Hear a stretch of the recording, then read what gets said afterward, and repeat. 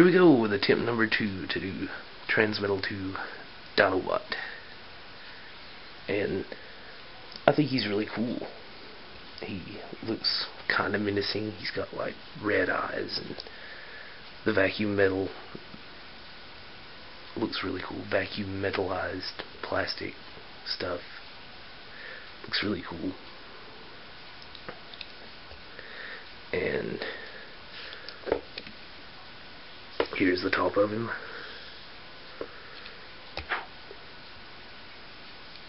And I think they did an excellent job with this Beast form. A lot of the Beast Force figures, they have just, I don't know, I didn't like a lot of the Beast Wars toys, but I like this one. And a little bit of history about Transmetal 2 Dinobot. He was created using a piece of Rampage's Spark and the Transmetal driver. And he's not really Dinobot so much as he's a clone of Dinobot, and he's pretty much Megatron's mindless servant. He did everything Megatron told him to, and towards the end of Season 3, whilst on board the legendary Decepticon ship, the Nemesis, Megatron orders Dinobot to attack the Ark, and which is the Autobot ship. I guess you probably know that, but Dinobot refuses and instead attacks Megatron himself, and the Autobots crash a shuttle from the Ark into the Nemesis and capture Megatron, and Optimus asks Dinobot to leave. Dinobot refuses and gets blown up along with the Nemesis, and you know, he's dead, real dead. He ain't coming back. About the details on him, he's got these little guns, or I like to think they're guns here, between his hands. There you go, I guess you can kind of see him pretty good right there. And he's got these really wicked looking Velociraptor claws. I mean, look at the size of those things. They're huge, really. I mean, but they don't, I can't manage to get them to move up much without just pulling on it, and if you move it around, it moves this one back here, so you can't pose it with, like, well, I guess you could kind of angle these feet down, this part of his feet down, and yeah, okay, so there they are sticking up. Just made a liar out of myself. But, and his hands right here don't have much because of the pipes. I didn't like these pipes. Matter of fact, on the old figure of Dinobot I had, this is one that my girlfriend got for me, actually. The older figure of Dinobot that I had, that I traded to a friend, I'm pretty sure that at least one of these pipes had came loose while I was playing with it. Like this back part, one of the back legs, because if you move it around enough, it will come loose. Just a warning to you guys, because, you know, it's plastic, and you wiggle plastic around, it's not supposed to be moved, and it will come loose. But other than those two parts, oh yes, and his head, and see, I did this in the last video. I had his head all floppy, but it's not supposed to be like that. It's supposed to clip in right there, and it has trouble staying sometimes for me, but everybody's figure's a little bit different, so yours might not.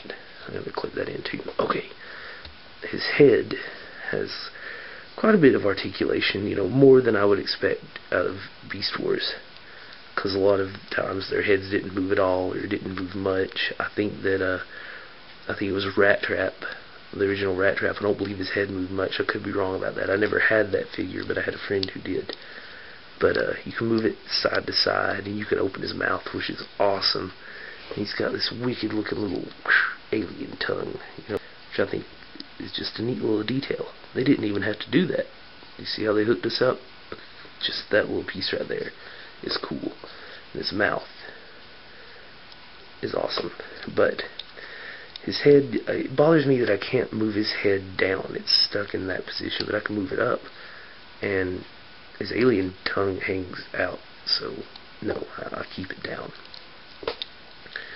And you can put him in, you can't really put him in a lot of positions, but there's one thing that I gotta mention, that I didn't even notice this until just recently, that there's a little dip right here, and a little rounded part right here, and this fits into there, and it looks like it don't look like his arms are coming out of his belly, pretty much.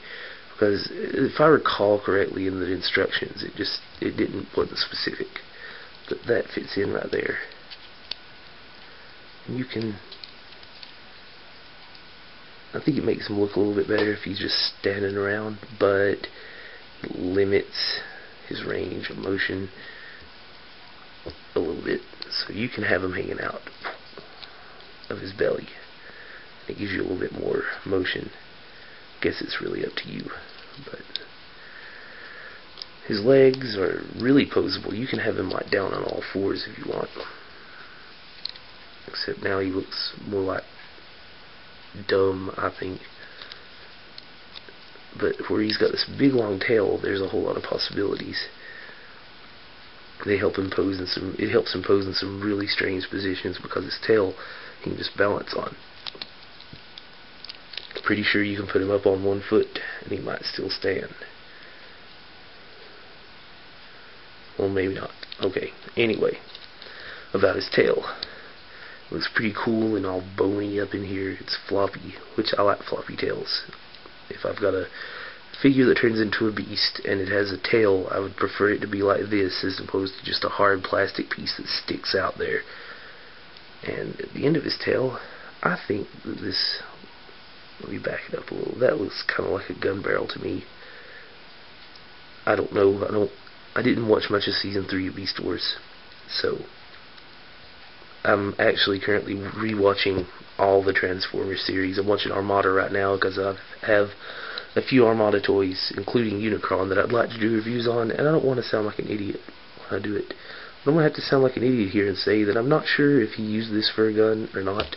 I'm not even sure that if he used these for guns in the show, but if he did, great. Then he's got a gun on his tail, but if not, he still has a gun on his tail because I said so. Another thing about his head here, I forgot to mention, is you can flip this up, and he's got a little Predacon symbol there. You probably can't see the symbol all that well, but you know it's there. Alright, so, oh yeah, his tail. One thing I forgot about that is you can twist this and move it back and forth. But the thing that gets me, I don't know if everybody's is like this, but mine, whenever I twist it this way, it only goes about that far down, but the other way, it goes, curves all the way up like 90 degrees. But anyway, let's take it off. No tail, but they did some really cool detailing here. And I don't know if you can see that or not, and I'm not talking about the hole in his butt, I'm talking about the circuitry and such that you can see around it. I thought that was really cool because it's not something that you would usually even look at as the place where his tail was supposed to be. But they went the extra mile and gave us some bits and pieces here to look at. Okay, to transform him with his tail removed, go ahead and flip his legs, pull them out because they're tabbed in right here. Pull them out and flip them all the way around. Okay, take this piece right in here, this little blue part.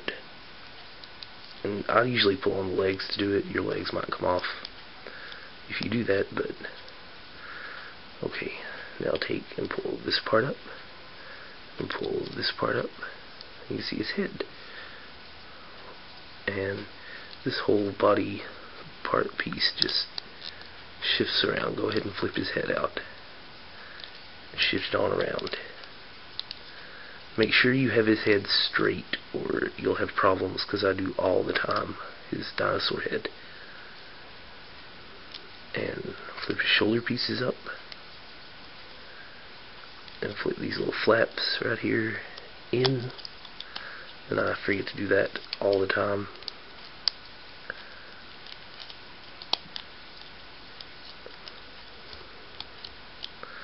Turn his elbows back around right.